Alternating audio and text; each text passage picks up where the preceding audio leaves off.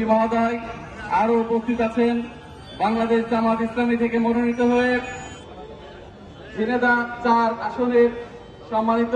আমরা দীর্ঘ 16-17 বছর আন্দোলন সংগ্রাম করে এদেশে একটি নতুন সূর্য আনার জন্য চেষ্টা করেছিলাম।